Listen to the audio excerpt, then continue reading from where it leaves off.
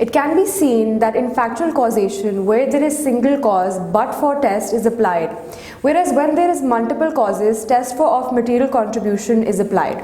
After the defendant's negligent act, there may be a second act or it also causes harm to the claimant.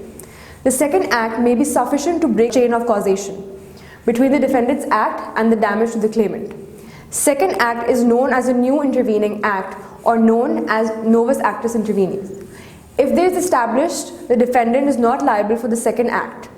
In McKew versus Holland, claimant's leg was weakened as a result of the defendant's negligence. Claimant's conduct in descending the stairs too quickly and without assistance was unreasonable, and so was the novus actus which broke the chain of causation. The test applied by the courts is, was the claimant's act unreasonable in all circumstances? Versus Jones, defendant caused a car crash in a tunnel. Police forgot to close the tunnel and ordered claimant, a police officer, to ride his motorcycle against the flow of the traffic to go back and close it.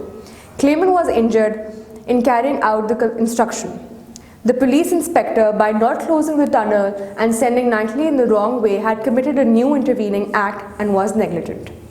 After the defendant's negligent act, further harm may be caused to the claimant or their property by an act of nature, for example, a storm or lightning. Such natural events break the chain of causation.